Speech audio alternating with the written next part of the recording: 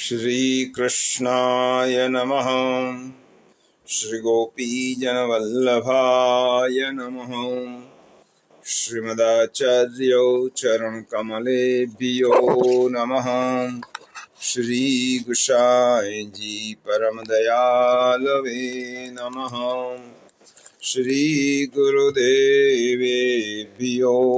नमः। नमामि हृदये शेषे लीलाक्षीराब्धिशायिनं लक्ष्मीसहस्रलीलाभिः सेव्यमानं कलानिधिम् चतुर्भिश्च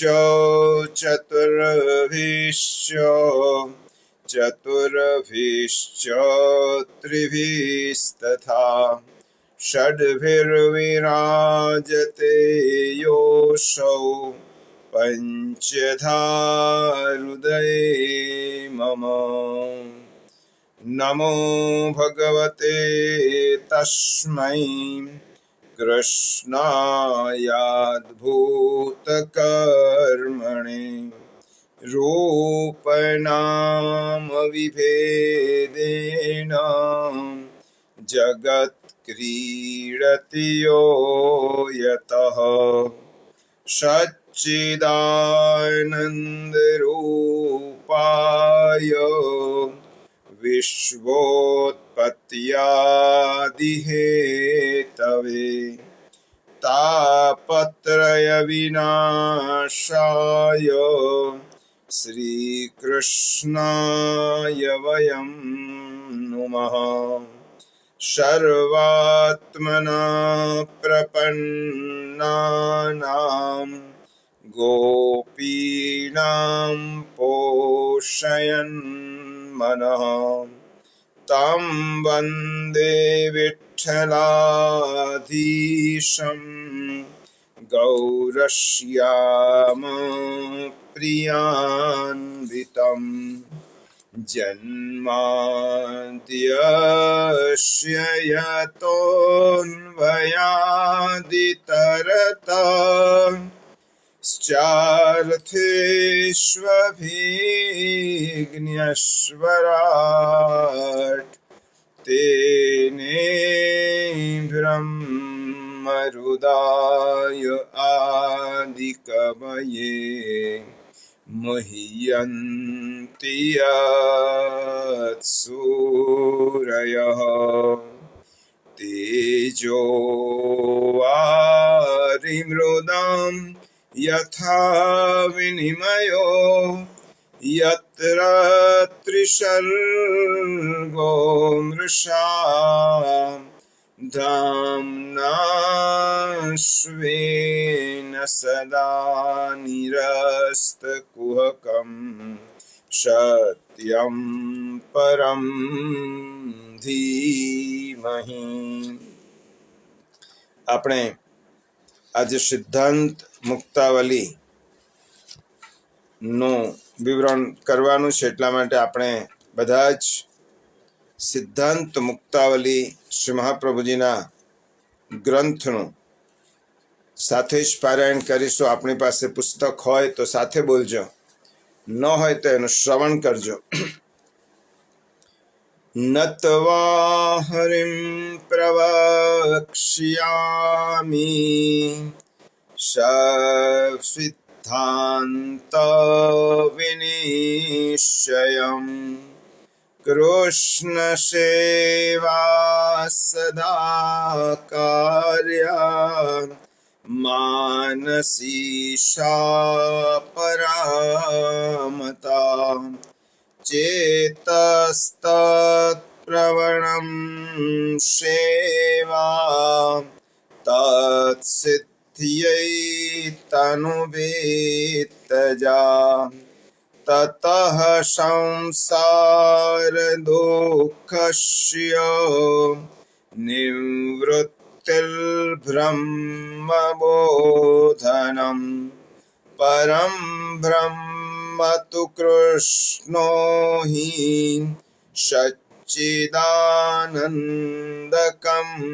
बृहत् द्विरूपं तत्ति सर्वस्यात् एकं तस्माद्विलक्षणम् अपरं तत्र पूर्वस्मिन् वादिनो बहुधा जगुः माइकं सगुणं कार्यं स्वतन्त्रं चेति नैकधा तदेवैतत्र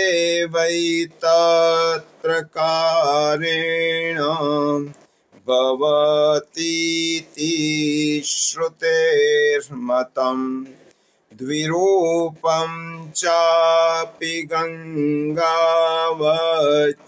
ज्ञेयं सा जलरूपिणी महात्म्या संयुता नॄणां सेवतां भोक्तिमुक्तिदां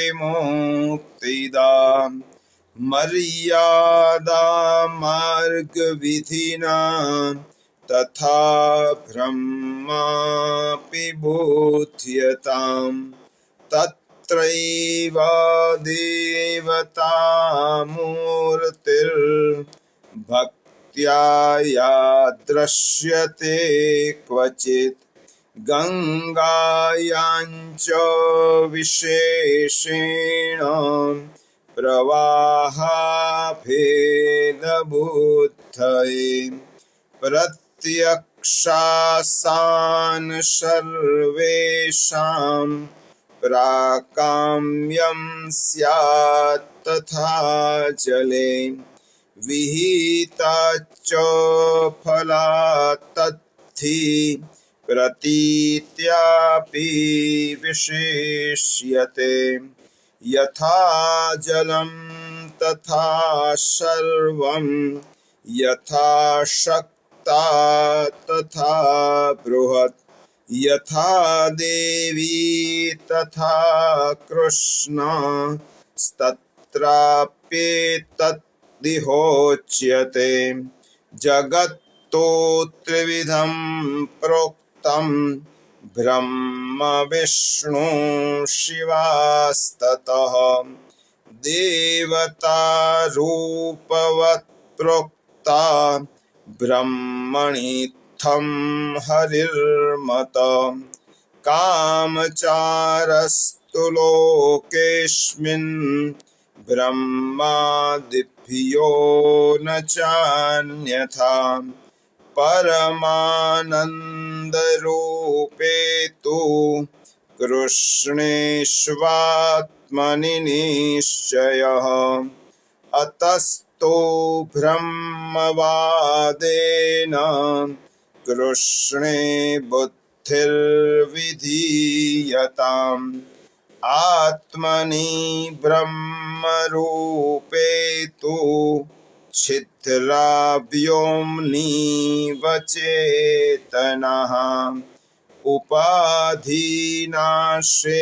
विज्ञाने ब्रह्मात्मत्वावबोधने गङ्गातीरस्थितो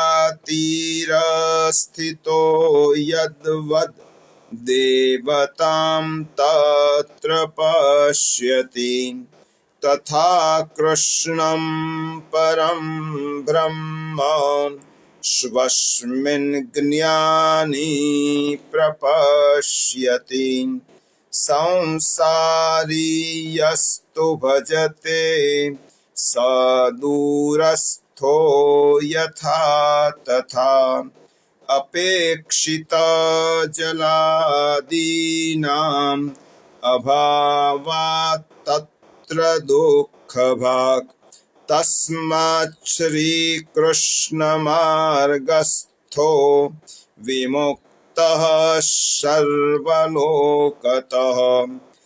आत्मानन्दसमुद्रस्थं कृष्णमेव विचिन्तयेत् लोकार्थी चेत भजेत कृष्णं क्लिष्टो भवति सर्वथा क्लिष्टोऽपि चेत् भजेत् कृष्णं लोको नश्यति सर्वथा ज्ञानाभावे पुष्टिमार्गे तिष्ठेतत् पूजोत्सवादिषु मर्यादास्थस्तु गङ्गायां श्रीभगवत तत्परः अनुग्रह पुष्टिमार्गे नियामक इति स्थितिः उभयोस्तु क्रमेणैव पूर्वोक्तैव फलिष्यति ज्ञानाधिको भक्तिमार्गे एवं तस्मान्निरूपितः भक्त्यभावे तु तीरस्थो यथा दुष्टैष्वकर्मभिः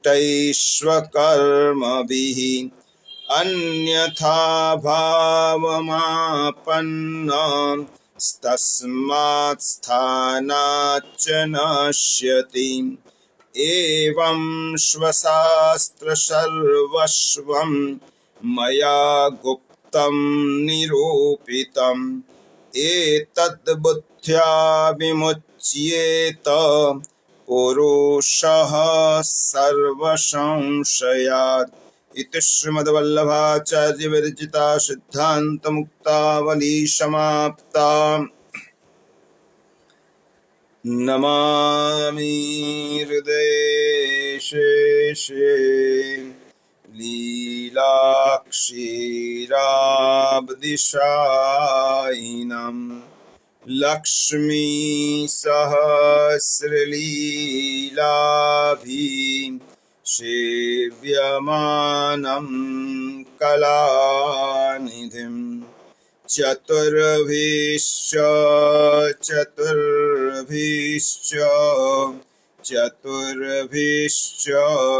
त्रिभिस्तथा षड्भिर्विराजते योऽसौ पञ्चधा हृदये मम पञ्चधा हृदये मम योऽन्तः प्रवेश्य मम वाचमिमां प्रसूप्ताम् सञ्जीवयत्यखिलशक्तिधरश्वधाम्नाम् अन्यांश्च हस्तचरण श्रवणत्वगादीन्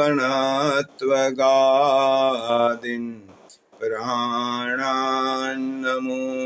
भगवते पुरुषाय तुभ्यम् अज्ञानतिमिरान्धस्य ज्ञानाञ्जनशलाकया चक्षुरुन्मीलितं येन तस्मै श्रीगुरवे नमः तस्मै श्रीगुरवे नमः।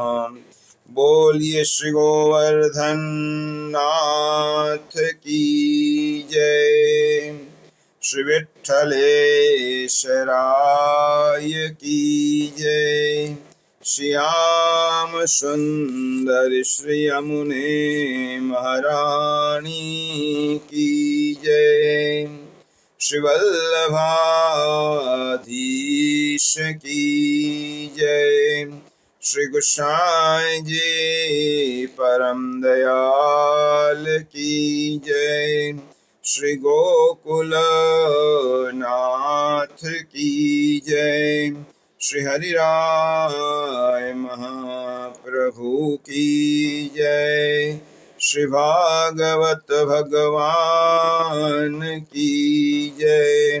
बोलिए श्री गिरिराज धरण की जय। શ્રીમદ ભાગવત પુષ્ટિ સત્સંગ દાહોદ સાથે ફેસબુકના માધ્યમથી જોડાયેલા દેશ વિદેશના સર્વ વલ્લભીય વૈષ્ણવ ભાઈ બહેનોને સાનુનય જય શ્રી કૃષ્ણ. આપના હૃદયમાં બિરાજમાન પરમ કૃપાળુ પરમાત્મા શ્રી કૃષ્ણ પ્રભુના ચરણોમાં સદૈન્ય કોટી કોટી વંદન કરી આપણે શ્રી ઠાકોરજી, શ્રીવલ મહાપ્રભુજી અને શ્રી યમુનાજીના યુગલ ચરણોમાં સદૈન્ય કોટી કોટી વંદન કરી આજના પુષ્ટિ સત્સંગનો પ્રારંભ કરીએ. પ્રિયજનો, આજે જેઠ કૃષ્ણ એકાદશી, જેઠ વદ્દી એકાદશી. આજની એકાદશીનું નામ છે યોગીની એકાદશી. આ યોગીની એકાદશીની પહેલા તો અતિ સંક્ષિપ્તમાં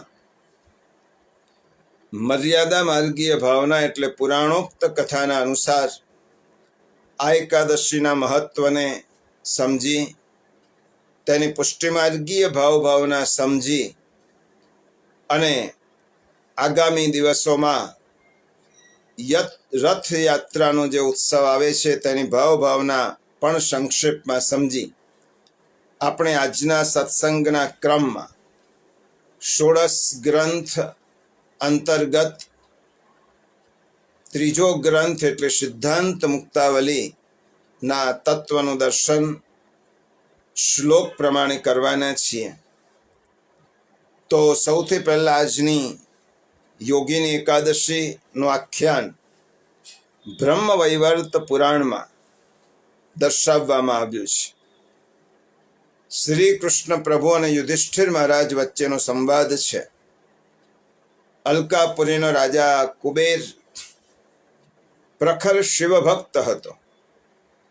નિત્ય મહાદેવજીની પૂજા અર્ચના કરતો અને ફૂલની સેવાની જવાબદારી તેને હેમમાલી નામના એક યક્ષને સોંપી હતી.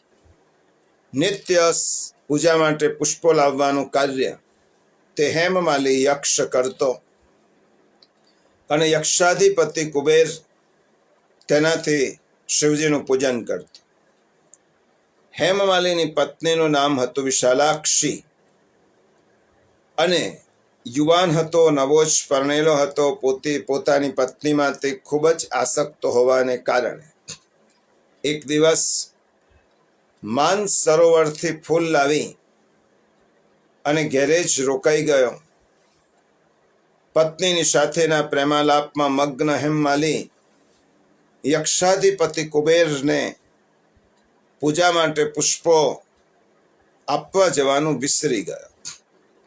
આ બાજુ કુબેર શિવ મંદિરમાં બેસી અને પૂજન કરી રહ્યા હતા. મધ્યાહ્ન કાળ સુધી ફૂલ આવવાની પ્રતીક્ષા કરી અને યક્ષરાજે ક્રોધિત થઈ અને હેમમાલીને બોલાવવા માટે મોકલ્યો. હેમમાલી પર ક્રોધિત થયેલા કુબેરે તેને બોલાવીને શ્રાપ આપ્યો. અરે દુષ્ટ દુરાચારી, તે ભગવાન શિવની અવહેલના કરી છે, માટે જા, તારા શરીર પર કોઢ લાગુ પડશે અને તું કોઢ યુક્ત થઈ અને તારી પત્નીથી દૂર થઈ અને બીજે જતો રહે. કુબેરના કહેવાથી હેમમાલીનું પતન થયો. તેનું આખું શરીર કોઢને કારણે પીડિત બન્યું.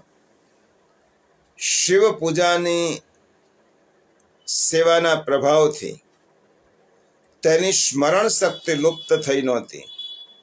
ફરતા ફરતા એ મેરુગીરીના શિખર પર પહોંચ્યો.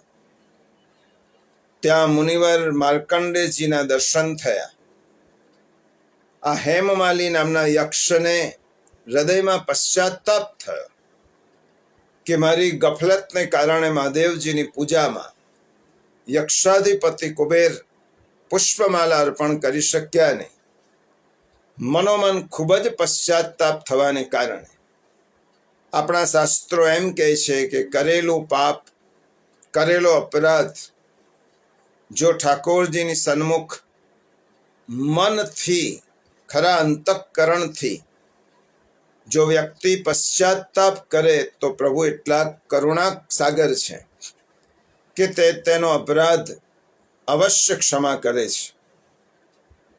આ હેમમાલી નામનો યક્ષ પ્રભુની પાસે પોતાના અપરાધની ક્ષમા માગતા માગતા શ્રાપ હોવાને કારણે પોતાની પત્નીથી દૂર ચાલતા ચાલતા, શોધતા શોધતા મુનિવર માર્કંડેયજી ના આશ્રમમાં પહોંચ્યો. ત્યાં તેમના દર્શન થયા અને પ્રિયજનો, મહાપુરુષોનો સંગ એ જીવનમાં કંઈક નવીન પરિવર્તન લાવે છે. માર્કંડેય ઋષિના ચરણ સ્પર્શ કર્યા, પોતાની વ્યથા કહી. હેમમાલી યક્ષની વ્યથા સાંભળી સંત હૃદય એ પીગળવા માંડ્યું, કારણ કે સંત હૃદય નવનીત સમાન. ગોસ્વામી તુલસીદાસજી કહે છે કે સંતનું હૃદય એ માખણ જેવું હોય છે. બીજાનું દુઃખ સંતો સહન કરી શકતા નથી. હેમમાલીએ સાચી હકીકત કહી. માર્કંડેય ઋષિએ તેને જેઠ વદ પક્ષની યોગીની એકાદશીનો વિધિવ્રત વ્રત સમજાવ્યો અને એક નિષ્ઠાથી કરવાની આજ્ઞા આપી. જ્યાં તારે શરીરની પીડા ચોક્કસ દૂર થશે અને તું જલ્દીથી તારી પત્ની પાસે પહોંચી શકીશ. હેમમાલી યક્ષે માર્કંડેય ઋષિના ઉપદેશ અનુસાર આ ઉત્તમ વ્રત એક નિષ્ઠાથી કર્યો. તેની શારીરિક પીડા નષ્ટ થઈ અને યક્ષાધિપતિ કુબેરે તેને પાછો સેવામાં નિયુક્ત કર્યો. પુરાણમાં એકાદશીનું મહત્વ દર્શાવતા લખ્યું છે કે 88,000 બ્રાહ્મણોને બ્રહ્મ ભોજન કરાવવાથી જે પુણ્ય પ્રાપ્ત થાય છે તે પુણ્ય આ એકાદશીના અનુષ્ઠાનથી પ્રાપ્ત થાય છે. આ થઈ પૌરાણિક વાત. આ 11ની પુષ્ટિમાર્ગીય ભાવના શું છે? આ 11નું નામ છે યોગીની એકાદશી. યોગીનીનો અર્થ શું થાય? યોગ યુજ ધાતુ પરથી આવ્યો છે અને યુજનો અર્થ થાય જોડવું, સંધાન કરવું.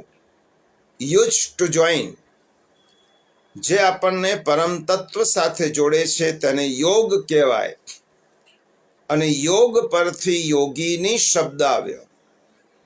આ 11નું નામ યોગીની એકાદશી છે. એનો અર્થ એ થયો કે આ 11નું વ્રત પ્રભુના સ્વરૂપની સાથે આપણા ચિત્તને જોડે છે. આજે સિદ્ધાંત મુક્તાવલીમાં આપણે આ જ વાત કરવાની છે. ચેતસ્તત પ્રવણમ સેવા. સાચી સેવા તેને કહેવાય કે જે આપણા ચિત્ત અને પ્રભુની સાથે જોડે. જે વ્રતના પ્રભાવથી મારું મન જે બધે જ ભટકે છે તે મન પ્રભુ સાથે જોડાય, એટલા માટે આ વ્રત કરવાનું છે. અષ્ટસખા કુંભનદાસજીએ ઠાકોરજીમાં આવું મન જોડેલું હતું. એકવાર પ્રસંગ આપ સૌને વિદિત છે, પરંતુ આ 11ની ભાવના સમજવા માટે કુંભનદાસના આ પ્રસંગને સમજવો ખૂબ જરૂરી છે. એકવાર ગુસાઈજી પ્રભુચરણ શ્રીનાથજીની સેવા શૃંગાર વગેરે પહોંચી ભોજન કરી પોતાની બેઠક પર ગાદી પર બિરાજ્યા હતા. સેવકોની સાથે અંતરંગ વાતો ચાલતી હતી. એક સેવકે કુંભનદાસની વાત કરી. સેવકે કહ્યું, કૃપાનાથ, કુંભનદાસજીને તો દ્રવ્યનો ખૂબ સંકોચ છે. ખેડૂત છે અને ખેતી તો આકાશ પર નિર્ભર છે. બહુ મોટું કુટુંબ છે, 7 દીકરા છે અને માત્ર ખેતીની બહુ જ ઓછી ઉપજ પર આખું કુટુંબ નભે છે. સેવકોએ જે કહ્યું તે ગુસાઈજીએ કુંભનદાસની વાત સેવકોના કહેવાથી સાંભળી. ગુસાઈજી પરમ દયાળુ છે, સેવકો ઉપર કૃપા કરવા વાળા છે. એટલી જ વારમાં કુંભનદાસજી દંડવત કરવા માટે ત્યાં આવ્યા. ગુસાઈજી આજ્ઞા કરી, કુંભનદાસ, અમે દ્વારિકાથી રણછોડરાયજીના દર્શન કરવા માટે ગુજરાતના પ્રવાસે જઈ રહ્યા છીએ. ત્યાંના વૈષ્ણવોનો પણ ખૂબ આગ્રહ છે. તેથી અમારી ઈચ્છા છે કે તમે અમારી સાથે ચાલો. પરદેશમાં અમને ભગવદ વિરહનો ક્લેશ બાધા નહીં કરે અને ભગવદ વિરહ કાળ પણ સારી રીતે તમારા સંગમાં વ્યતીત થશે. અને મેં સાંભળ્યું છે કે તમને દ્રવ્યનો પણ ખૂબ સંકોચ છે. એ સંકોચ પણ થોડો દૂર થશે. પ્રિયજનો, એક વાત સ્પષ્ટતા કરી લઉં. કુંભનદાસજીએ ક્યારેય ભગવદ સેવા સ્મરણમાં દ્રવ્ય સંકોચને બાધક ગણ્યો જ નહોતો. એ વિચાર જ કુંભનદાસજીના મનમાં ક્યારેય આવ્યો જ નહોતો કે મને દ્રવ્યનો સંકોચ છે, પ્રભુ મને વિત્ત આપે, સમૃદ્ધિ આપે. પરંતુ ગુરુની આજ્ઞા છે માટે તૈયાર થયા. કુંભનદાસજીએ હાથ જોડીને ગુસાઈજીને કહ્યું, કૃપાનાથ, જેવી આપની આજ્ઞા. અને એટલામાં શ્રીનાથજીના ઉત્થાપનનો સમય થયો. શ્રી ગુસાઈજી સ્નાન કરી મંદિરમાં પધાર્યા અને ત્યાંથી સઘળી સેવા પહોંચીને શ્રીનાથજીને પહોંચાડીને શ્રી ગુસાઈજી નીચે પધાર્યા અને કુંભનદાસજીને કહ્યું, ઘેરથી કાલે વહેલા આવજો. અમે આવતીકાલે રાજભોગ આરતી કરીને અપ્સરા કુંડ ઉપર આપની પ્રતીક્ષા કરીશું અને ત્યાંથી આપણે ગુજરાતના પ્રવાસે નીકળવાના છીએ. કુંભનદાસજી શ્રી ગુસાઈજીને દંડવત કરે છે. પોતાના ઘેર જમુનાવત આવ્યા. બધા જ કુટુંબને ખેતી ઘરબારનું કામ સંભાળવાનું કહીને સવારે વહેલા પહોંચીને શ્રી ગિરિરાજ પર આવી શ્રી ગોવર્ધનનાથજીના દર્શન કર્યા, કીર્તન કર્યા. આ બાજુ શ્રી ગુસાઈજી શ્રીનાથજીની સેવા શૃંગાર કરી રાજભોગની આરતી કરીને શ્રી ગોવર્ધનનાથજીની આજ્ઞા લઈ અને પર્વત પરથી નીચે પધાર્યા. આપશ્રી ભોજન કર્યો, સેવકોને મહાપ્રસાદ બાંટ્યો. નીકળવાનું મુહૂર્ત હોવાથી આપશ્રી સીધા અપ્સરા કુંડ પર પધાર્યા. બધા જ સેવકો સામાન લઈ અને આવ્યા. તેમની સાથે કુંભનદાસજી પણ હતા. ત્યાં બેઠા બેઠા વિચાર કરે છે કુંભનદાસજી. પ્રાણનાથ ઠાકોરજીને કહે છે, પ્રાણનાથ, बिछुरने की वेदना जानत ना હું કોઈ. મને આપણો કેટલો વિયોગ થાય છે, વેદનાને હું શબ્દોમાં કેવી રીતે કહું.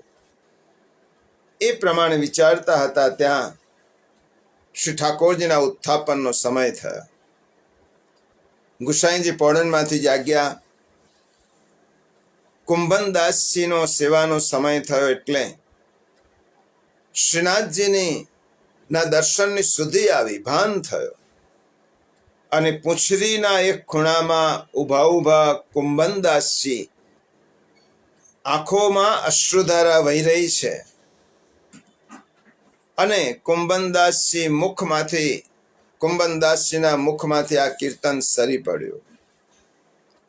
કેતે દિન હેજુ ગયે બિનુ દેખે, तरुण किशोर रसिक नंद नंदन कछुक उठत मुख रेखे, वह सौभाग्य वह कांति वदन की कोटिक चंद्र विशेखे, वह चितवती वह हास्य मनोहर वह नटवर वपुभेखे श्याम सुंदर मिल संग खेलन की आवत जिया अपेखे कुंभन दास लाल गिरधर बिनु जीवन जन्म अलेखे। कुंभनदास श्री कीर्तन में गाय छे भगवद विरहनु आ पद छे। हजू तो श्री गोवर्धन ने छूटा पड़े मात्र थोड़ा कच कलाक पसार थया छे। राजभोग थे उत्थापन सुधीनो समय ज थयो छे अने कुंभनदासजी पदमां शुं गाय छे? हे दयानिधि, हे प्राणनाथ, કેટલાય દિવસો તમારા દર્શન કરે પસાર થઈ ગયા। પ્રભુ, હું ક્યારે આપના દર્શન કરીશ? હે કૃપાનાથ, હે દીનદયાળ, આપના દર્શન કર્યા વગર મારી ક્ષણો કેવી રીતે પસાર થશે? કુંભનદાસજી જ્યારે આ પદ ગાયો, આંખોમાંથી અશ્રુ પ્રવાહ વહી રહ્યો છે। હૃદયમાં વિરહની વેદના સહન થતી નથી અને તે વિરહની વેદના આંસુ દ્વારા બહાર નીકળી રહી છે। મુખમાંથી પ્રભુના તા વિરહની વેદનાને શબ્દોના સજાવી કુંભનદાસજી આ પદ ગાઈ રહ્યા છે। ગુસાઈજી ડેરાની ભીતર બેઠા બેઠા આ કુંભનદાસનું પદ સાંભળી રહ્યા હતા। ગુસાઈજી બહાર પધાર્યા। કુંભનદાસજી, તમે જલ્દીથી પાછા ઠાકોરજી પાસે પધારો, તમારો વિદેશ થઈ ચૂક્યો છે। જેવી તમારી અહીંયા દશા છે તેવી જ દશા શ્રીનાથજીની ત્યાં છે। તમને જેવી રીતે શ્રીજીનો વિયોગ છે એવો જ વિયોગ શ્રીજીને તમારો છે। જેવી રીતે અક્કાજી અડેલમાં ગજ્જન ધાવનને શ્રી નવનીત પ્રિયાજી માટે પાન લેવા મોકલ્યા અને ગજ્જન ધાવનને શ્રી ઠાકોરજીથી વિખૂટા પડવાને લીધે જ્વર ચડ્યો હતો। કારણ કે તે શ્રી ઠાકોરજીની એક ક્ષણ પણ ઠાકોરજીથી એ ન્યારા રહી શકતા નહોતા। ગજ્જન ધાવન નિજ મંદિરની ડેરી આગળ બેસતા ત્યારે ઠાકોરજી રાજભોગ આરોગતા આ ગજ્જન ધાવનની અવસ્થા હતી। થોડોક વખત પાન લેવા મોકલ્યા એટલામાં ગજ્જન ધાવનને જ્વર આવ્યો, મૂર્છા આવી। ઘરમાં શ્રી ઠાકોરજીએ ડેરી આગળ શબ્દ સાંભળ્યો નહીં ગજ્જનનો, તેથી રાજભોગ આરોગ્યા નહીં ઠાકોરજી। આથી અક્કાજીએ તરત ગજ્જન ધાવનને બોલાવવા માણસ મોકલ્યો અને જ્યારે ગજ્જન આવ્યા ત્યારે જ તેમના કહેવાથી શ્રીજી રાજભોગ આરોગ્યા। ત્યાં સુધી ઠાકોરજી રાજભોગ આરોગતા નહોતા। પ્રિયજનો, શ્રી મહાપ્રભુજીના માર્ગની આ બહુ મોટી વિલક્ષણતા છે કે જેટલો સેવકનો સ્નેહ શ્રી ઠાકોરજી પર હોય તેથી 100 ગણો સ્નેહ શ્રી ઠાકોરજીનો સેવકો પર હોય છે। ये यथा माम प्रपद्यन्ते तांस तथैव भजाम्यहम। श्रीमद् भगवद गीता में भगवत आज्ञा है, जे व्यक्ति जे रीते मने भजे ए रीते हूँ एने भजू छुं। આપણે પ્રભુનું વિસ્મરણ કરીએ છીએ તો પ્રભુ પણ આપણને યાદ કરતા નથી, પણ આપણે જ્યારે પ્રભુને યાદ કરીએ છીએ ત્યારે આપણા કરતા વધારે પ્રભુ આપણું સ્મરણ કરે છે। શ્રી ગુસાઈજીએ શ્રી કુંભનદાસને વિનંતી કહ્યો, આજ્ઞા કરી, જાઓ, શ્રીનાથજી તમારો વિરહ કરે છે, અહીંથી જ તમને વિદાય આપીએ છીએ શ્રીનાથજીના સુખ માટે। કુંભનદાસ આપશ્રીને દંડવત પ્રણામ કરી ગિરિરાજ આવી અને શ્રી ગોવર્ધનજીના દર્શન કર્યા। ભોગનો સમય હતો, ત્યાં આવતા જ કુંભનદાસજીને ઘણો આનંદ થયો અને હવે વિરહનું પદ નહીં, હવે કુંભનદાસજીએ સંયોગનું પદ ગાયું। શ્રી ઠાકોરજીની સન્મુખ બેસીને જો પે ચોપ મિલન की होई तो क्यों रहो परे बिनु देखे लाख करो जो कोई। जो पे विरह परस्पर व्यापे तो कछु जिय ही बने। लोक लाज कुल की मर्यादा एके चित्त न बने। कुंभन दास प्रभु जाहि तन लागी और न कछु सुहाय। गिरधर लाल तोही बिनु देखे छीनु छीनु कल्प विहाय। કુંભનદાસ જી શું કહે છે? શ્રી ઠાકોરજીના વિયોગમાં એક ક્ષણ પણ યુગ જેટલી લાગે છે, અને શ્રી ઠાકોરજીના સંયોગમાં યુગો પણ એક ક્ષણ જેટલા લાગે છે. આવી સ્થિતિ કુંભનદાસની હતી, ગજ્જન ધવનની હતી. આ કુંભનદાસે અને ગજ્જન ધવને પ્રભુના સ્વરૂપમાં જેવો ચિત્ત પરોવ્યો તેને યોગીની કહેવાય. આ યોગ કહેવાય. પુષ્ટિમાર્ગીય દ્રષ્ટિથી પ્રભુમાં ચિત્તનો નિરોધ થાય ત્યારે યોગીની એકાદશી સફળ થાય.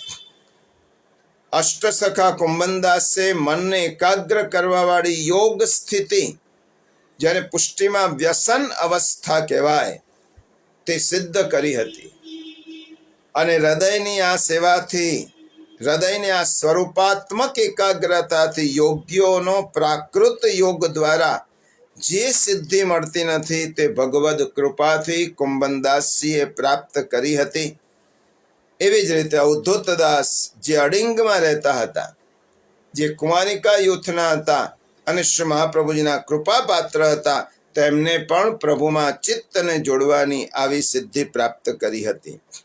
પ્રિયજનો, રાસ પંચાધ્યાયમાં જણાવ્યા પ્રમાણે પ્રભુ રાસમાં પ્રગટ થયા ત્યારે અવધૂતદાસ બધા જ સ્વરૂપના દર્શનની અલૌકિક ઝાંખી કરી અને યોગીનીની જેમ મુગ્ધ થઈ ગયા હતા અને પ્રભુના સ્વરૂપમાં મગ્ન રહેતા. એવી જ રીતે ઉદ્ધવજી, શ્રીમદ ભાગવતમાં ઉદ્ધવજી ગોપિકાઓને સંદેશ આપવા જાય છે. ભ્રમર ગીતનો ખૂબ સુંદર પ્રસંગ છે. ગોપીજનોના પ્રેમની પરાકાષ્ઠાનો ઉચ્ચ ભાવ ઉદ્ધવજીના હૃદયમાં અંકિત થયો.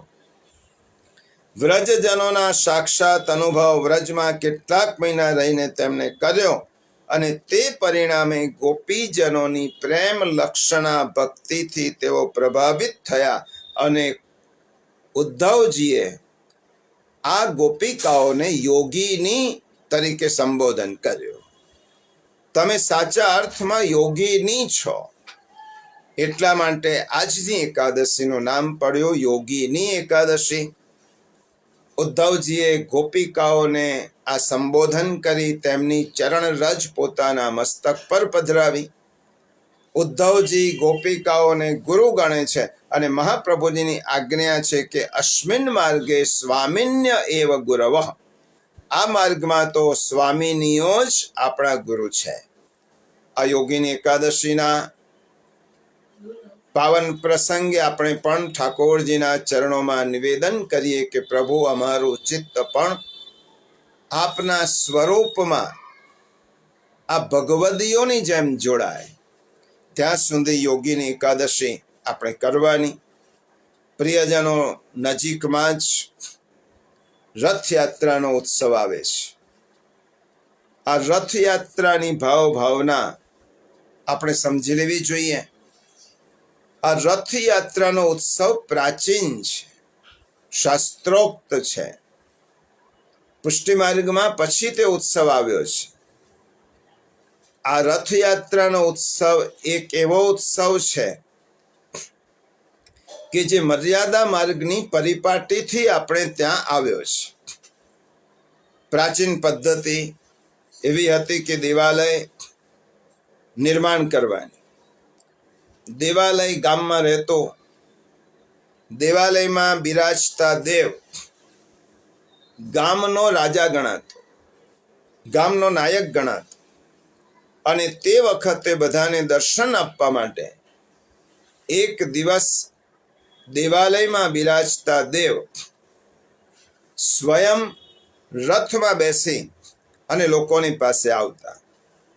સમગ્ર જગદીશ ક્ષેત્રના રાજા જગન્નાથજી છે અને જગન્નાથપુરીનો રાજા પોતાને મંત્રી માનતો રાજા નહીં. જેવી રીતે સાંગલીમાં મુખ્ય દેવ ગણપતિ છે, ગણપતિને તે પ્રાંતના રાજા ગણવામાં આવે, એવી રીતે ઉજ્જૈન ક્ષેત્રમાં મહાકાલને ત્યાંના અધિષ્ઠાતા ગણવામાં આવે. ત્યાંનો જે અધિપતિ છે તે પોતાને રાજા ન ગણે, એ પોતાને મંત્રી ગણે. એવી રીતે સૌરાષ્ટ્રમાં માધવપુર નામનું ગામ, ત્યાં માધવરાય બિરાજે. માધવરાયજીની રથયાત્રા નીકળે તો કોઈ પણ વ્યક્તિ તેમનો ચરણ સ્પર્શ કરી શકે. ઠાકોરજી રાજાની જેમ પ્રજાની વચ્ચે પધારે. આ પદ્ધતિ દક્ષિણમાં પ્રચલિત હતી. આ રથયાત્રાનો ઉત્સવ પુષ્ટિમાર્ગમાં કેવી રીતે આવ્યો તે આપણે સમજીએ છીએ.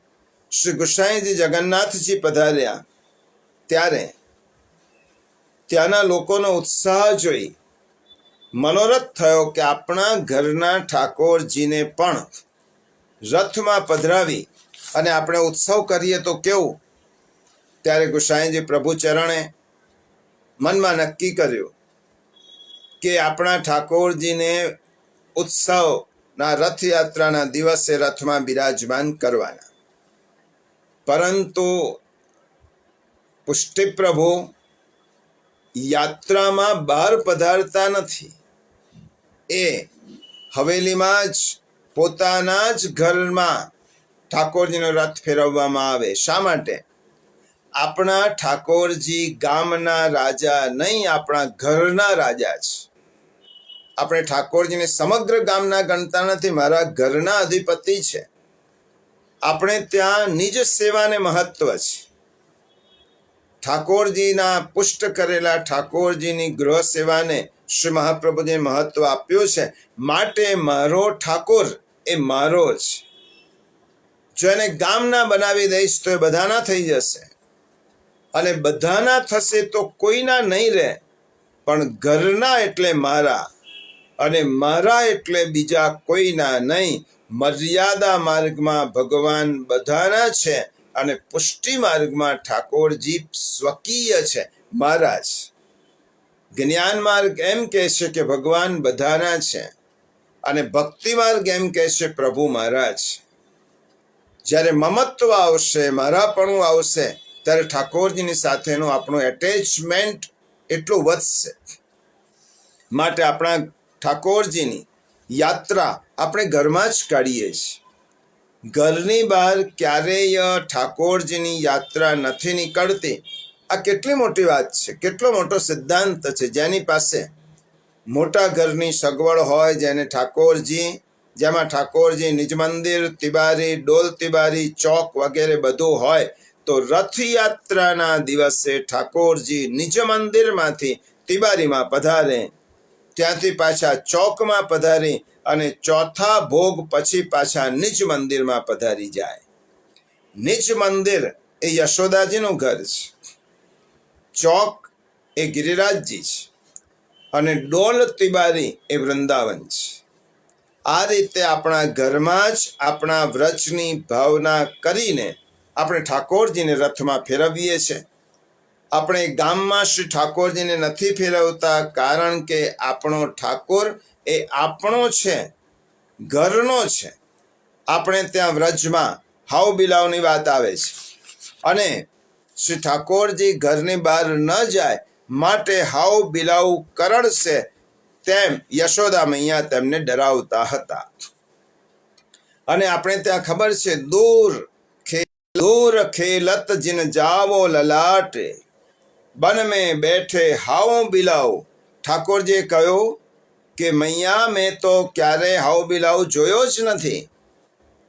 અને તે વખતે ઠાકોરજી ને યશોદા મૈયા કહે કે લાલા, તો ગાયની સાથે વનમાં જાય છે ને, એટલા માટે તને હાવ બિલાવ જોવા મળતો નથી, એટલા માટે તને હાવ બિલાવ દેખાતો નથી. ટૂંકમાં રથયાત્રા ઉત્સવમાં આપણા ઠાકોરજી ગામમાં નથી નીકળતા, પરંતુ આપણા ઘરમાં જ ફરે છે. કારણ કે આપણા ઠાકોરજી માત્ર આપણા છે. સેવામાં ઘરની રીતિ પ્રમાણે સેવા શૃંગાર થાય. આજથી રથયાત્રાથી કિનારીના વસ્ત્રો આવે. હવે જે માટીના કુંજા આપણે ધરતા હતા એ બંધ થાય. ચાંદીનો કુંજો રાજભોગમાં તેની જારી આગળ આવે. સવારે ચંદન નહીં, પણ શયન અનુસરમાં કેસરી ચંદનની કટોરી આવે.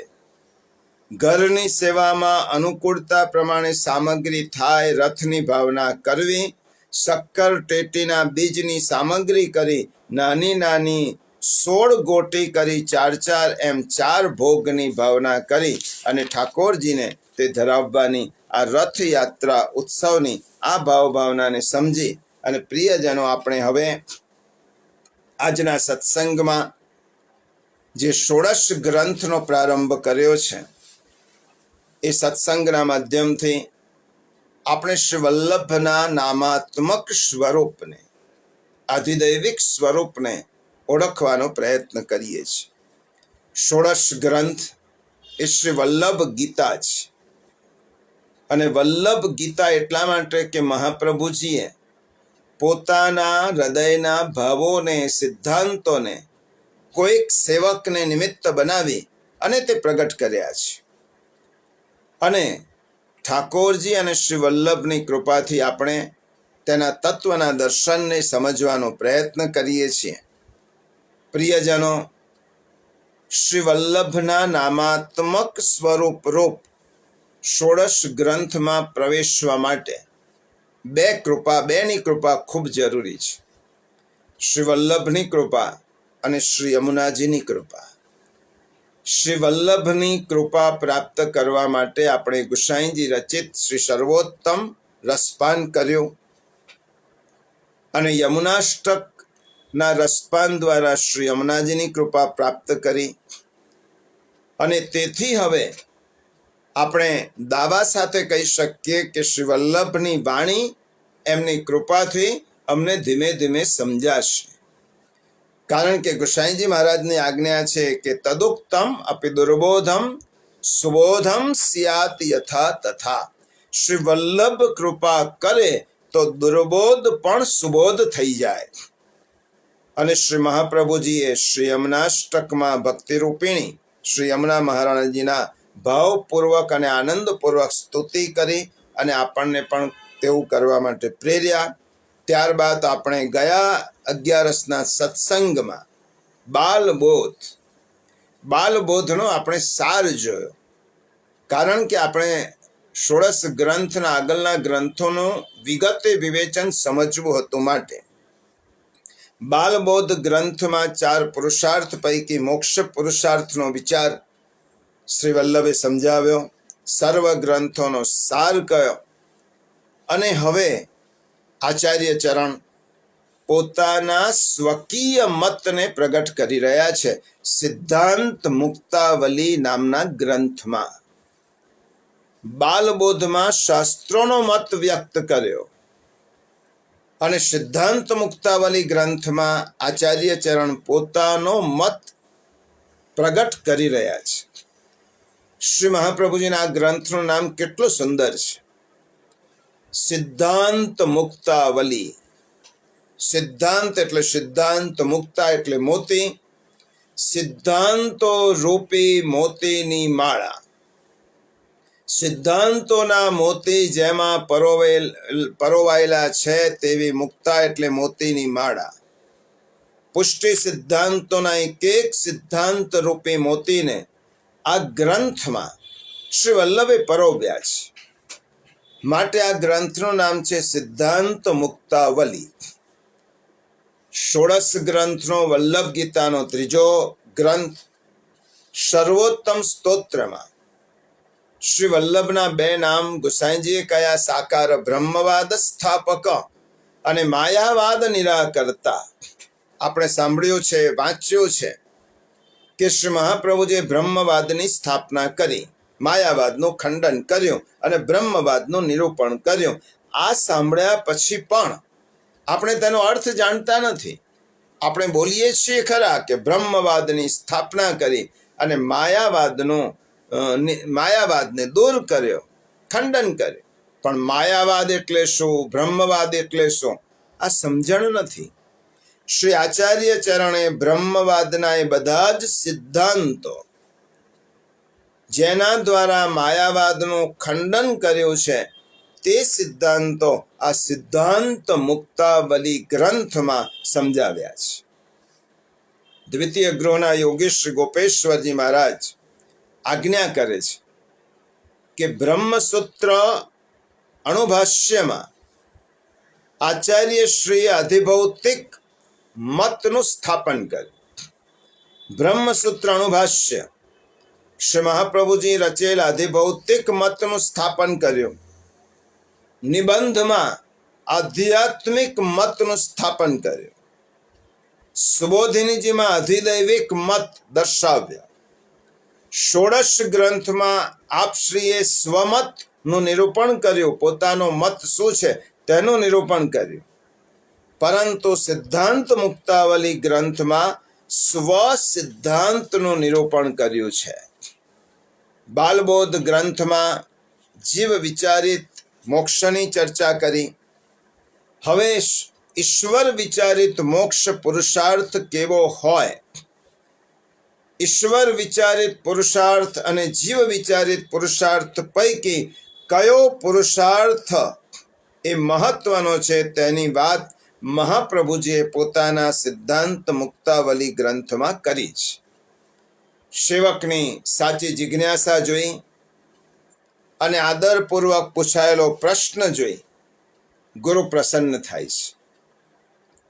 શ્રી વલ્લભને પણ પુષ્ટિ જીવના આ પ્રશ્નો સાંભળીને પ્રસન્નતા થઈ અને તેમના જવાબમાં તેમના મુખારવિંદમાંથી સિદ્ધાંત રૂપી જ્ઞાનની ગંગા જે પ્રગટ થઈ એનું નામ સિદ્ધાંત મુક્તાવલી. જુઓ પ્રિયજનો, છૂટા મોતીની સુંદરતા અને કિંમત છે તેના કરતા વધારે માળામાં પરોવાયેલા મોતીની સુંદરતા અને કિંમત અનેક ગણી વધી જાય છે. એકલા મોતી કોઈના ઉપયોગમાં આવતા નથી, તે વેરાઈ પણ જાય, ખોવાઈ પણ જાય. જ્યારે આખી માળા હોય તે વેરાય નહીં, છૂટી ન પડે, ખોવાય નહીં અને ઉપયોગમાં આવે, સાચવી શકાય.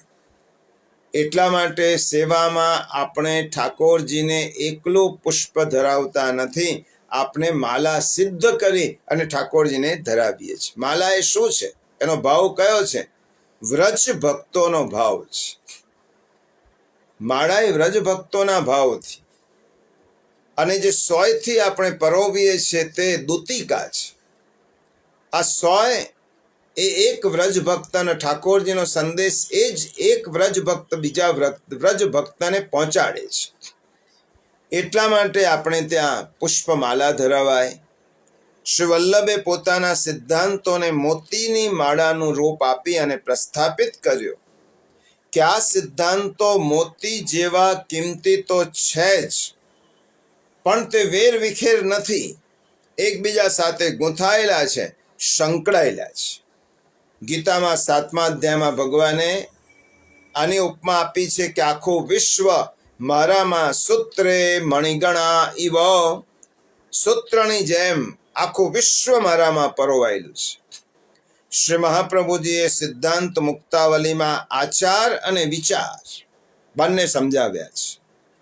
શ્રી મહાપ્રભુજીનો આચાર પક્ષ એટલે પુષ્ટિ માર્ગ અથવા સેવા માર્ગ, અને વિચાર પક્ષ એટલે શુદ્ધાદ્વૈત બ્રહ્મવાદ. પ્રિયજનો, આ સમજવા જેવી વાત છે. આપણે શ્રી વલ્લભના આચાર પક્ષને જ મહત્વ આપીએ છીએ, વિચાર પક્ષ તરફ આપણે બહુ દરકાર કરતા નથી. પણ હંમેશા કોઈ પણ આચાર વિચારના પાયા પર જ ઉભેલો હોય છે. આચાર પક્ષ એટલે સેવા માર્ગ અને વિચાર પક્ષ એટલે શુદ્ધાદ્વૈત બ્રહ્મવાદ, જેના પાયા ઉપર આખો સેવા માર્ગ રચાયો છે. બ્રહ્મવાદને સમજ્યા વગર આપણે સેવા માર્ગમાં પણ આગળ વધી શકીશું નહીં. સેવા માર્ગ પણ સમજીને કરવો હશે તો બ્રહ્મવાદ શ્રી મહાપ્રભુજીના વિચારવાદને સમજવો પડશે. પરંતુ આજે પરિસ્થિતિ વિપરીત છે. આજે શું પરિસ્થિતિ છે? આપણે શ્રી મહાપ્રભુજીના બ્રહ્મવાદને, વિચાર પક્ષને સમજતા જ નથી અને ગતાનુગતિક સમજ્યા વગર તેમના સેવા માર્ગે ચાલવા માટે મથીએ છીએ.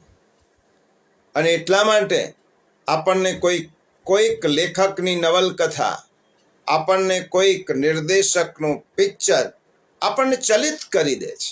શા માટે? કારણ કે આપણે મહાપ્રભુજીના વિચાર પક્ષને સમજ્યા નથી. ગતાનુગતિક સમજ્યા વગર સેવા માર્ગે ચાલવા લાગીએ છીએ. પરિણામે આપણે ગાણીના બળદની જેમ જ્યાં છીએ ત્યાં જ ફરીએ છીએ. આપણે આગળ જઈ શકતા નથી. સેવા કેમ કરીએ છીએ? આપણી આગળ કોઈએ કર્યો માટે આપણે કરવાનું.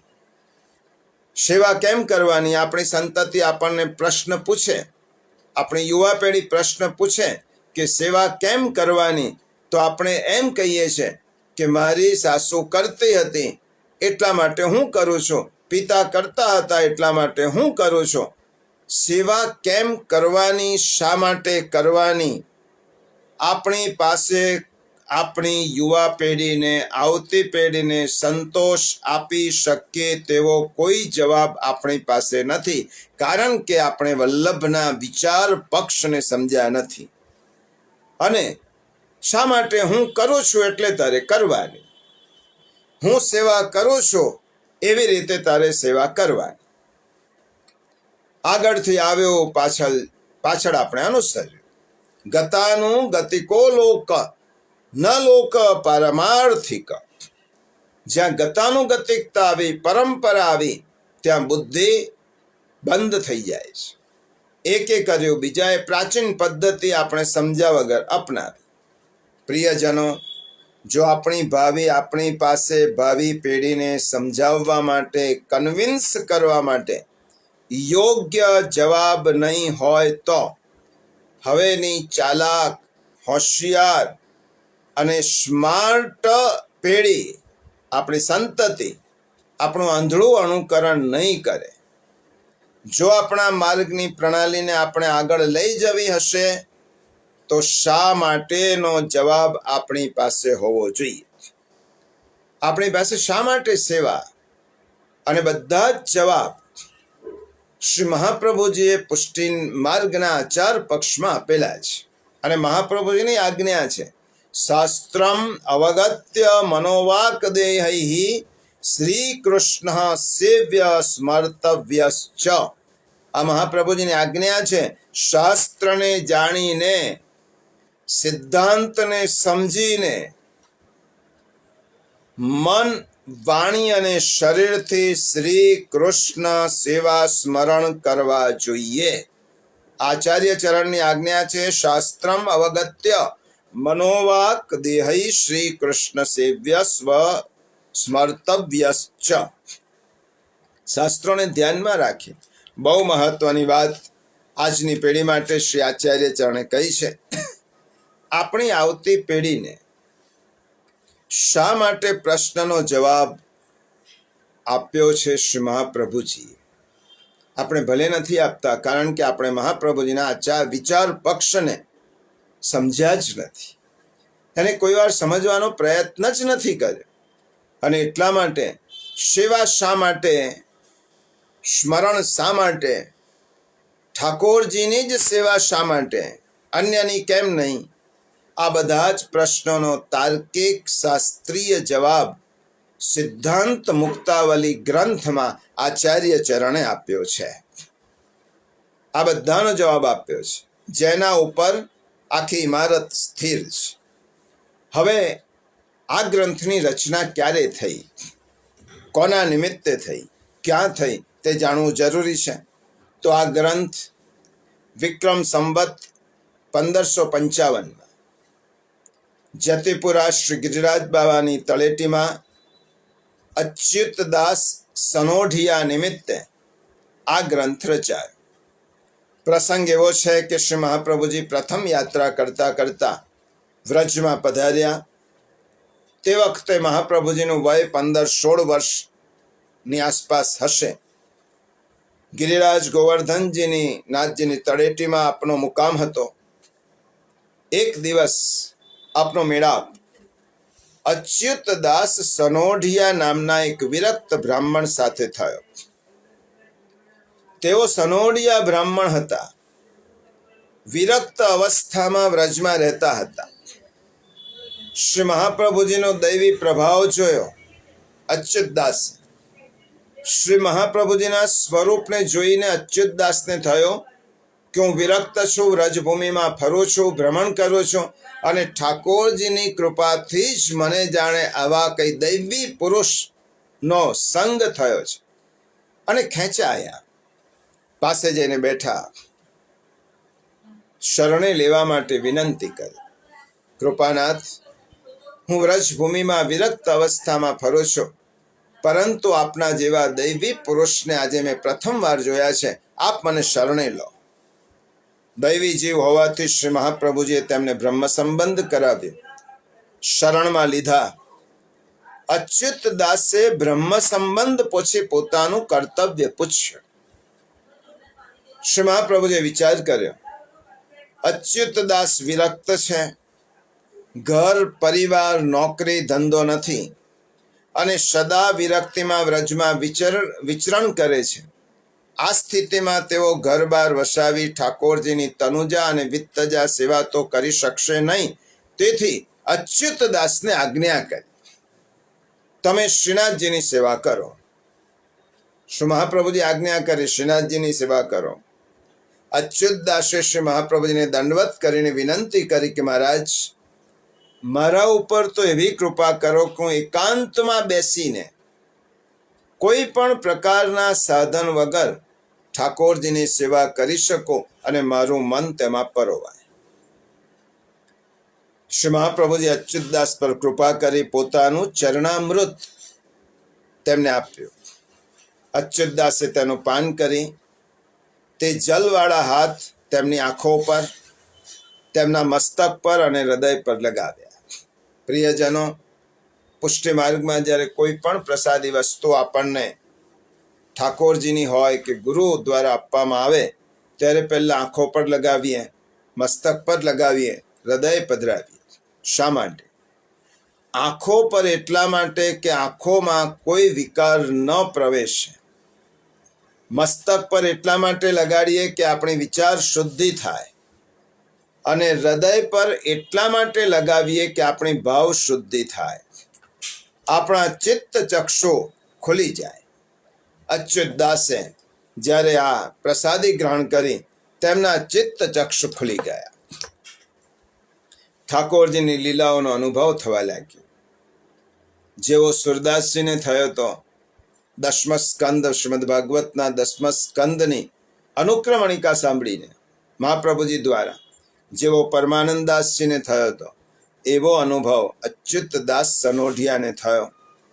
ઠાકોરજીના લીલાઓનો અનુભવ થવા લાગ્યો. અચ્યુતદાસે શ્રી મહાપ્રભુજી પાસે માનસી સેવાની આજ્ઞા માગી. માનસી સેવા યાદ રહે પ્રિયજનો, અચ્યુતદાસનો અધિકાર જાણી તેમની વિરક્ત અવસ્થાનો વિચાર કરી શ્રી મહાપ્રભુજીએ તેમને માનસી સેવાની આજ્ઞા આપી છે. તે આજ્ઞા માત્ર અચ્યુતદાસજી માટે જ છે, આપણા માટે નથી. સીધી માનસી સેવાનો અધિકાર અધિકૃત જીવ જેને મહાપ્રભુજીએ ઓળખ્યા છે એના ઉપર છે. કારણ અચ્યુતદાસ વિરક્ત હતા, ઘર છોડી દીધું હતું. આપણે ઘરમાં રહીએ છીએ, આપણને અચ્યુતદાસ જેવી વિરક્તિ નથી. અચ્યુતદાસ પર કૃપા કરી અને તેમની માગણીના જવાબમાં મહાપ્રભુજીએ તેમને સિદ્ધાંત મુક્તાવલી ગ્રંથ રચીને શીખવાડ્યો છે. ગિરિરાજજીની વ્રજ ભૂમિમાં, તળેટીમાં તેના ફળ સ્વરૂપે તેમને તનુજા વિત્તજા સેવા કર્યા વિના માનસી સેવા સિદ્ધ થઈ ગઈ. આ ગુરુની કૃપા છે. તેઓ શ્રી ગિરિરાજજીની તળેટીમાં આન્યોલ પાસે આવેલા ગોવિંદ કુંડની નજીક પર્વતની ગુફામાં બેસી નિત્ય માનસી સેવામાં મગ્ન થઈ જતા. તેમના નેત્રો સતત પ્રેમ રસથી છલકાતા. જુઓ, મહાવલ્લભની કૃપા છે. તેમની એટલી ઉચ્ચ અવસ્થા સિદ્ધ થઈ ગઈ હતી કે ગુસાઈજી મહારાજ અવારનવાર અચ્યુતદાસને મળવા પધારતા, કારણ કે અચ્યુતદાસના નેત્રોમાં તેમને શ્રી મહાપ્રભુજીના દર્શન થતા. આમ શ્રી મહાપ્રભુજી અચ્યુતદાસ માટે આ ગ્રંથની રચના કરી. આપશ્રીએ બે કારણથી આ ગ્રંથ રચ્યો. એક તો અચ્યુતદાસને ફળ રૂપા માનસી સેવાનું દાન કરવા માટે, અને બીજો અચ્યુતદાસે સિદ્ધાંત સંમત સેવાનો ક્રમ તનુજા વિત્તજા દ્વારા માનસી ન સ્વીકારતા સીધી માનસી સેવા માગી તેનો ખોટો અર્થ વૈષ્ણવો ન કરે તે માટે શ્રી મહાપ્રભુજીએ આ ગ્રંથમાં પોતાનો સિદ્ધાંત સ્પષ્ટ કરવા માટે આ ગ્રંથ રચ્યો. અચ્યુતદાસનો પ્રસંગ અપવાદરૂપ છે, તેને નિયમ રૂપે ગણવાનો નથી. અને આપણા માટે શ્રી મહાપ્રભુજી સિદ્ધાંત મુક્તાવલી રચી. આ ગ્રંથના 21 શ્લોકો છે. શા માટે 21 શ્લોકો? આપણો દેહ પંચ મહાભૂત તત્વનો બનેલો છે. પંચ મહાભૂત તત્વના 5 તત્વ, આપણો દેહ છઠ્ઠો, 10 ઇન્દ્રિયો, 10 એટલે 10 ને 16, અંતઃકરણ ચતુષ્ટય, મન બુદ્ધિ ચિત્ત અને અહંકાર, 16 ને 4 20, અને આપણી અંદર રહેલો આપણો આત્મા બરાબર 21. આ બધો થઈને 21 થાય. એટલા માટે 21 શ્લોકો છે. સેવા આત્મના સહ કરવાની છે. આ 21 તત્વયુક્ત પુષ્ટિ જીવનું કર્તવ્ય શ્રી કૃષ્ણ સેવાનું છે. ભગવદ રૂપ સેવાર્થ તત સૃષ્ટિર નાન્યથા ભવેત. પુષ્ટિ જીવોની આ સૃષ્ટિ પ્રભુની સેવા માટે છે, અન્ય કોઈ કાર્ય માટે નથી. આવો આપણે પ્રથમ અને બીજા શ્લોક સિદ્ધાંત મુક્તાવલીના પહેલા અને બીજા શ્લોકના તત્વને સમજવા આપણે પ્રયત્ન કરીએ. આ ગ્રંથ આપણે વિગતે સમજવાનો છે, કારણ કે મહાપ્રભુજીના પ્રત્યેક સિદ્ધાંત આ ગ્રંથમાં પ્રગટ રૂપે રચેલા છે. એટલે આજે પહેલો અને બીજો શ્લોક, આ ગ્રંથ વિગતે એટલા માટે સમજીએ છીએ કે આચાર્ય ચરણે આ પુષ્ટિ માર્ગનો પાયો કયો છે પહેલા જાણવાનું અને પછી અનુભવવાનું. સિદ્ધાંત મુક્તાવલીનો પહેલો અને બીજો શ્લોક. નત્વા હરિમ પ્રવક્ષ્યામિ સ્વસિદ્ધાંત વિનિશ્ચયમ કૃષ્ણ સેવા સદા કાર્યા માનસી શા પરામતા ચેતસ્તત્ પ્રવણમ સેવા તત્સિદ્ધ્યૈ તનુવિત્તજા તતઃ સંસાર દુઃખસ્ય નિવૃત્તિર્બ્રહ્મબોધનમ.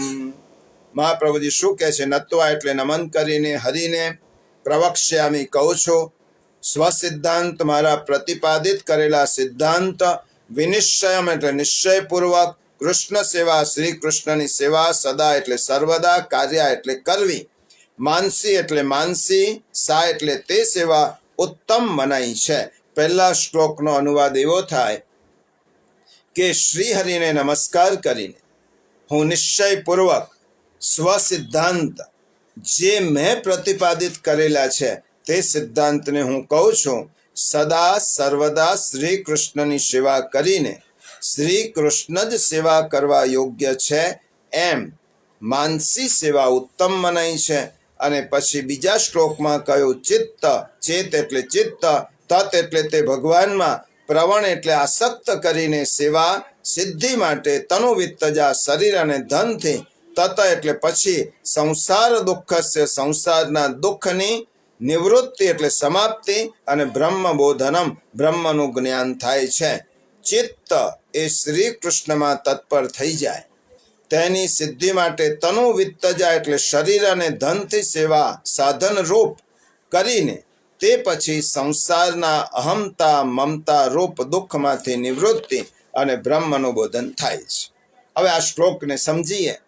શ્રી મહાપ્રભુજીએ શરૂઆતમાં નમન કર્યા છે. નત્વા હરિમ પ્રવક્ષ્યામિ. નત્વા હરિમ, હું હરિને નમન કરું છું. બાલબોધના પ્રારંભે પણ શ્રી મહાપ્રભુજી હરિને નમન કર્યા છે. નત્વા હરિમ, નમન શા માટે? નમન એટલે મંગલાચરણ. નમન એટલે મન પોતાનું ન રાખતા પ્રભુને સોંપવું. ન મન, મન મારું નથી, હું પ્રભુને સોંપું છું, એટલા માટે ન મન. નમન કરવું એટલે દીનતા દર્શાવવી. નમન કર્યા સિવાય જીવાત્મા પરમાત્માને બીજું શું આપી શકવાનો છે? પ્રભુને પ્રસન્ન કરવાનું ઉત્તમ સાધન એટલે નમન. એને શ્રી મહાપ્રભુજી કહે છે દૈન્યમ તત્તોષણમ. આપણે નમન ક્યારે કરીએ? જ્યારે આપણામાં દીનતા આવે ત્યારે, અને દીનતાથી પ્રભુ પ્રસન્ન થાય છે. માટે શ્રી મહાપ્રભુજીએ મોટાભાગે ગ્રંથની શરૂઆતમાં નમસ્કાર વાચક શબ્દનો ઉપયોગ કર્યો છે. નિબંધમાં કહ્યું નમો ભગવતે તસ્મૈ. નમન કોને થાય? નમન હરિને થાય. શા માટે હરિને થાય? કારણ કે હરિ સર્વોપરી છે. હરતે તે હરિ. જે આપણા દુઃખોને હરે તે હરિ. જે આપણા પાપોને હરે તે હરિ. જે આપણા વિઘ્નોને હરે તે હરિ. અને જે આપણા વિકારોને હરે તેનું નામ હરિ. એટલા માટે નત્વા હરિમ, શ્રી મહાપ્રભુજીએ હરિને, શ્રી કૃષ્ણને નમન કર્યા. અને પછી કહ્યું પ્રવક્ષ્યામી સ્વસિદ્ધાંત વિનિશ્ચયમ. હું મારો પોતાનો સિદ્ધાંત પૂરેપૂરા નિશ્ચયપૂર્વક અને દ્રઢતાથી કહું છું. પોતાનો સિદ્ધાંત એટલે શું? વેદ, ઉપનિષદ, શ્રીમદ ભગવદ્ ગીતા, બ્રહ્મસૂત્ર અને શ્રીમદ ભાગવત ના પ્રમાણને ધ્યાનમાં રાખીને જે સિદ્ધાંત શાસ્ત્રોક્ત છે તે હું કહું છું. કારણ કે મહાપ્રભુજી કહે છે કે શાસ્ત્રોનો સિદ્ધાંત તે જ મારો સિદ્ધાંત, મારો કોઈ અલગ સિદ્ધાંત હોતો નથી. કારણ કે આ પ્રમાણ ગ્રંથો એમાંથી જ સાર રૂપે તારવીને હું મારો સિદ્ધાંત કહું છું. હવે પોતાનો પહેલો સિદ્ધાંત કયો? આ સિદ્ધાંત મુક્તાવલીમાં પુષ્ટિ માર્ગની પહેલી આજ્ઞા, ષોડશ ગ્રંથની પ્રથમ આજ્ઞા. ષોડશ ગ્રંથમાં મહાપ્રભુજીએ જો પહેલી આજ્ઞા કોઈને કરી હોય તો સિદ્ધાંત મુક્તાવલીના પહેલા શ્લોકની બીજી લીટીમાં શું કહ્યું? કૃષ્ણ સેવા સદા કાર્ય. આ મહાપ્રભુજીની અષ્ટાક્ષરી આજ્ઞા. જો શરણાગતિ સિદ્ધ કરવા માટે 8 અક્ષરનો અષ્ટાક્ષર મંત્ર આપ્યો, સમર્પણની સિદ્ધિ માટે 5 અક્ષરનો પંચાક્ષર મંત્ર આપ્યો.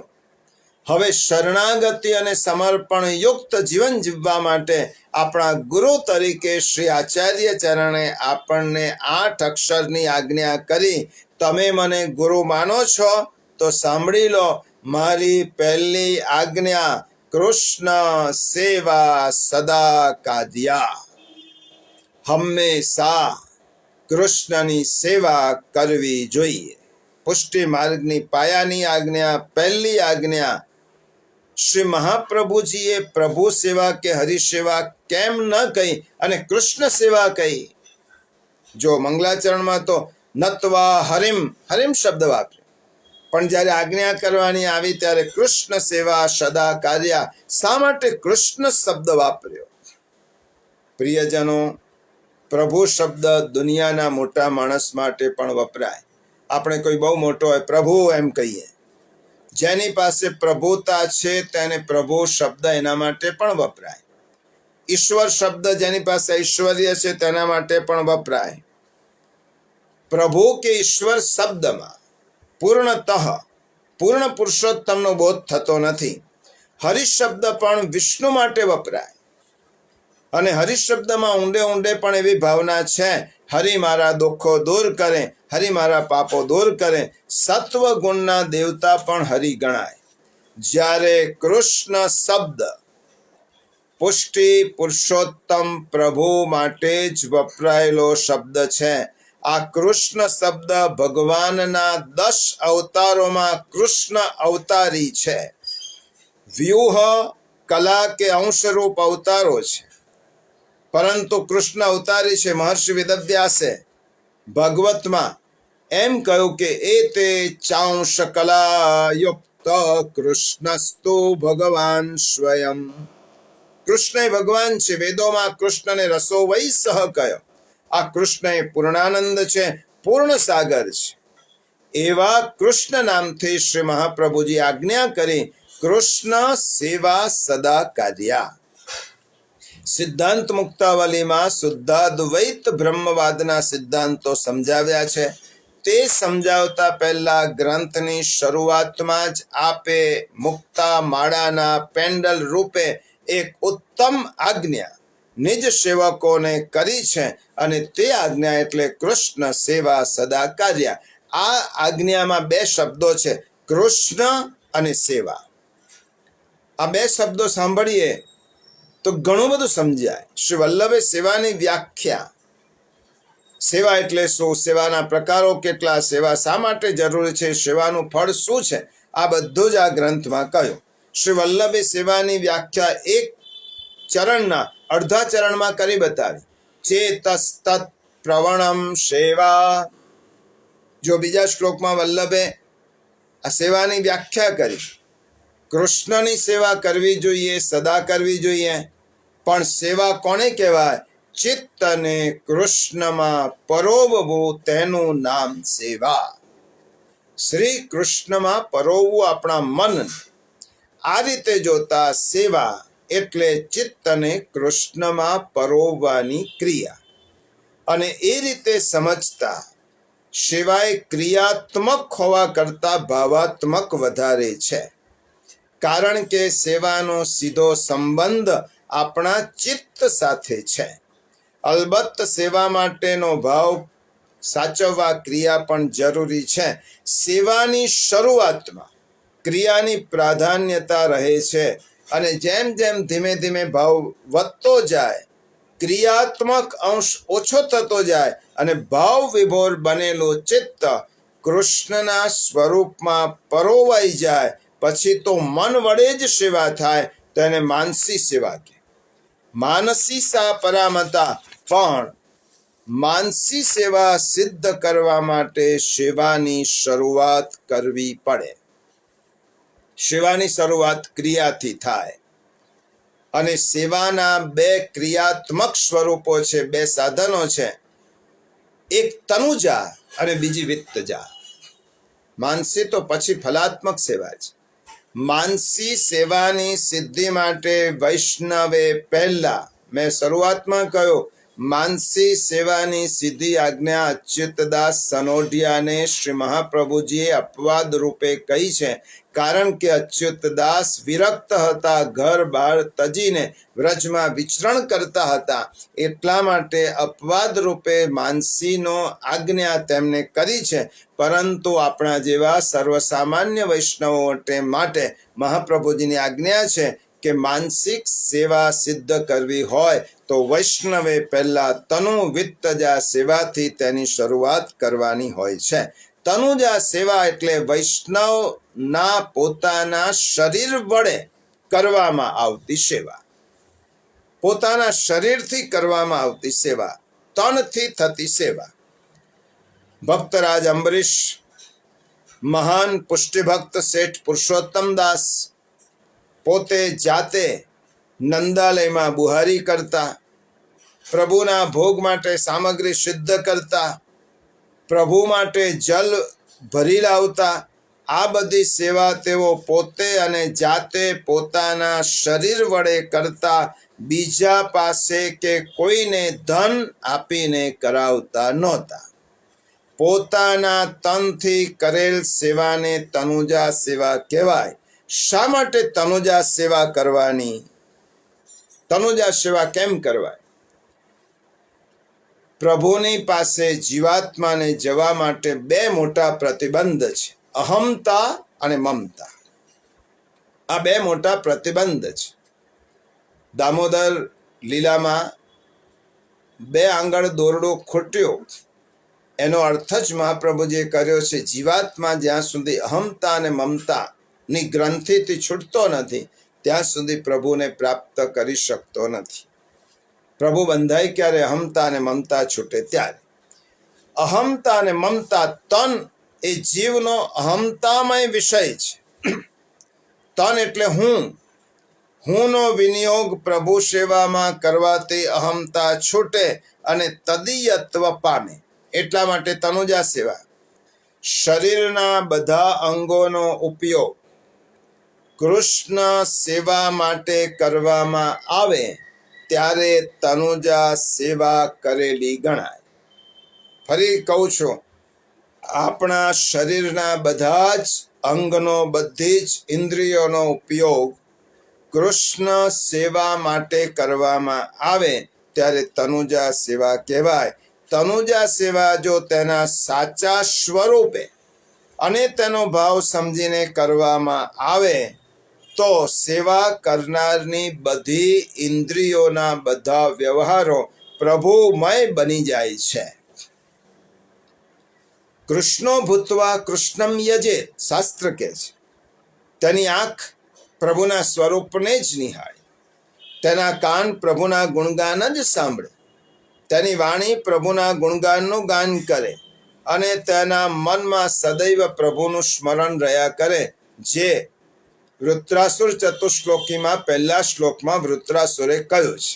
આપણે એમાં આજે એ વિવરણનો વિષય નથી.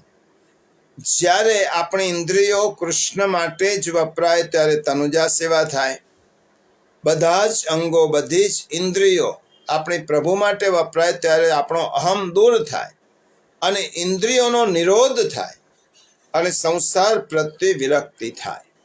આ વાત શ્રીમદ ભાગવતના 9મ સ્કંદમાં અંબરીશ રાજાના ચરિત્રમાં શ્રી સુખદેવજી મહારાજ પરીક્ષિત રાજાને કહે છે કેવી રીતે વૈષ્ણવ શિરોમણી રાજા અંબરીશ પોતાની ઇન્દ્રિયોનો વિનિયોગ પ્રભુમાં કરતા હતા. જો પુષ્ટિમાર્ગના બીજ શ્રીમદ ભાગવતમાં છે. પુષ્ટિમાર્ગ એ કપોળ કલ્પિત કલ્પના નથી. તેના બીજ શ્રીમદ ભાગવતમાં છે અને ભાગવતનો ગ્રંથ એ પુષ્ટિમાર્ગનો પિયર ગણાય. આ અંબરીશ રાજા, મહાપ્રભુજીનું પ્રાગટ્ય તો તે વખતે થયું નથી, કારણ કે ભાગવતની રચના તો દ્વાપરના અંતમાં થઈ. અને સુખદેવજી પરીક્ષિત રાજાને કહે છે કે અંબરીશ રાજા તનુજા સેવા કેવી રીતે કરતા હતા, જે મહાપ્રભુજી આપણને સમજાવ્યું છે સિદ્ધાંત મુક્તાવલી ગ્રંથમાં. અંબરીશ રાજાની સેવાનું વર્ણન કરતા સુખદેવજી પરીક્ષિત રાજાને કહે છે, સવૈ મન કૃષ્ણ પદારવિંદયોર વચાંશિ વૈકુંઠ ગુણાનુવર્ણને કરૌ હરેર મંદિર માર્જનાદિશુ શ્રુતિમ ચકારાચ્યુત સત્કથોદય. તેમને એટલે અંબરીશ રાજા પોતાના મનને શ્રી કૃષ્ણચંદ્રના ચરણ કમળોની સેવામાં, વાણીને ભગવાનના ગુણોના વર્ણનમાં, હાથને શ્રીહરિનું મંદિર સાફસૂફ કરવામાં, કાનને અચ્યુત ભગવાનની ઉત્તમ કથાઓ સાંભળવામાં પરોવી રાખતા.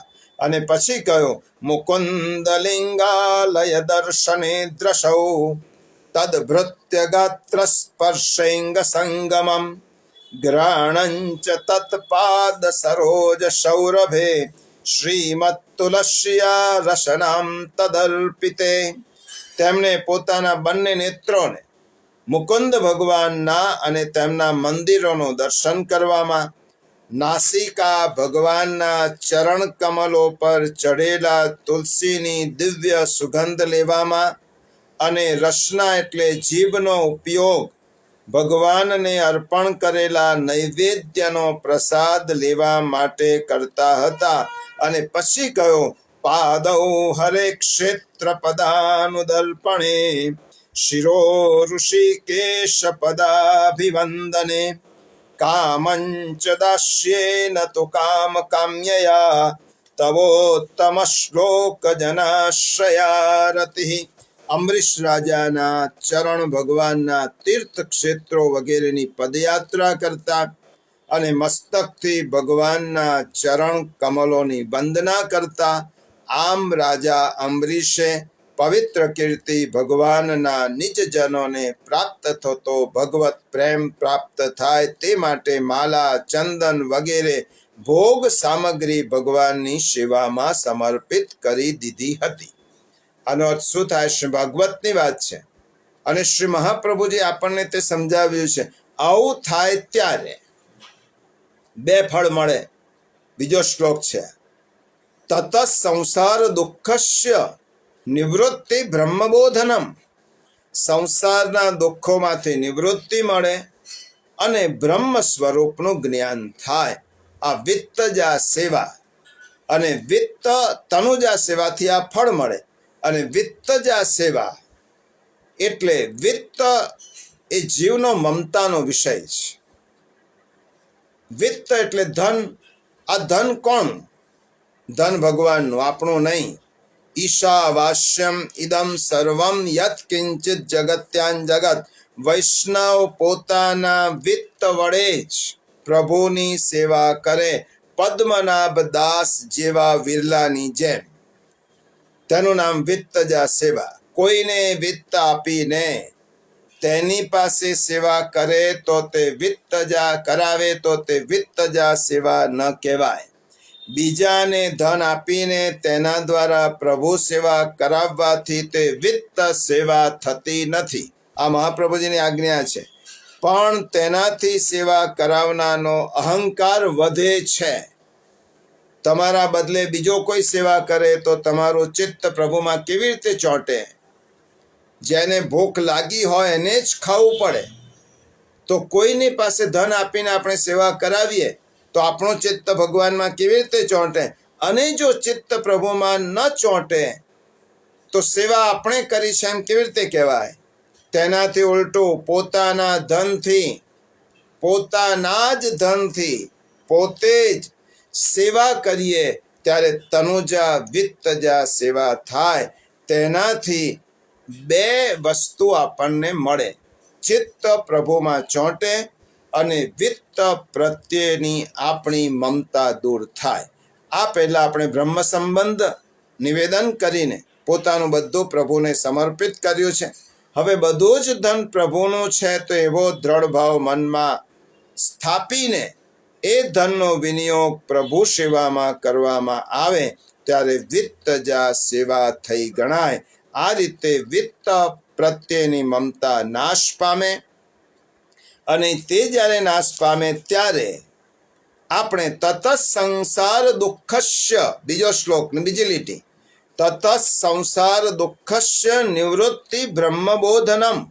તેનાથી શું ફળ મળે? સંસારના દુઃખોમાંથી નિવૃત્તિ મળે, દુઃખો દૂર થાય અને બ્રહ્મના સ્વરૂપનું જ્ઞાન થાય. આ બે ફળ મળે એટલે નવધા ભક્તિના પહેલા 7 સોપાન આપણે સર કરી દીધા. શ્રવણમ કીર્તનમ વિષ્ણુ સ્મરણમ પાદસેવનમ અર્ચનમ વંદનમ દાસ્યમ શક્યમ આત્મનિવેદનમ. અને પ્રિયજનો, આજે સમય પણ થયો છે. આપણે સિદ્ધાંત મુક્તાવલી ગ્રંથના માધ્યમથી શ્રી મહાપ્રભુજીએ પુષ્ટિ સિદ્ધાંતો જે પાયા રૂપે કહ્યા છે તેને સમજવાનો પ્રયત્ન 11ના સત્સંગમાં કરવાના છીએ. આજે આ ગ્રંથ તો હજી પહેલા 2 શ્લોકનું તત્વ આજે સમજવાનો પ્રયત્ન કર્યો છે. શેષ વાતો, કારણ કે આગળના 21 શ્લોકમાં તો ભગવાને મહાપ્રભુજીએ ખૂબ સુંદર વિચારોનું સ્પષ્ટીકરણ, સિદ્ધાંતોનું પ્રતિપાદન કર્યું છે. એ આપણે મહાપ્રભુજીની, શ્રી યમુનાજી અને ઠાકોરજીની કૃપાથી સમજવા માટે પ્રયત્ન કરીશું. તો આવતા એકાદશીના સત્સંગમાં સિદ્ધાંત મુક્તાવલી ગ્રંથ જ તેના આગળના શ્લોકો દ્વારા આપણે તેના તત્વને સમજીશું. તેનાથી આપણી ઘણી બધી મનની ભ્રમણાઓ, ઘણી બધી ગેરસમજો, ઘણી બધી આપણી પાયાની બાબતો સ્પષ્ટ થશે, ગેરસમજો દૂર થશે અને ઠાકોરજીની સેવામાં આપણે એટલા જ પ્રેમથી આગળ વધીશું. તો બીજી વાત આવતી 11ના સત્સંગમાં કરીશું. આજે અહીંયા જ આપણે આ સત્સંગને વિરામ આપીએ. આશ્રયનું પદ બોલીએ. દ્રઢ ઇન ચરણ કેરો ભરોસો, દ્રઢ ઇન ચરણ કેરો श्रीवल्लभ नख चंद्र छटा बीना सब जुग मांजू अंधेरो भरोसो दृढ़ई न चरणन के साधन और नहीं कली में जासु होय निवेरो सूर कहाँ कहे द्विविध आंधरो बिना मूल को चेरो भरोसो दृढ़ई न चरणन केरो दृढ़ई न चरणन केरो भरोसो दृढ़ई न चरणन दृढ़ई न चरणन दृढ़ई न चरणन के। श्री वल्लभाधीश की जय।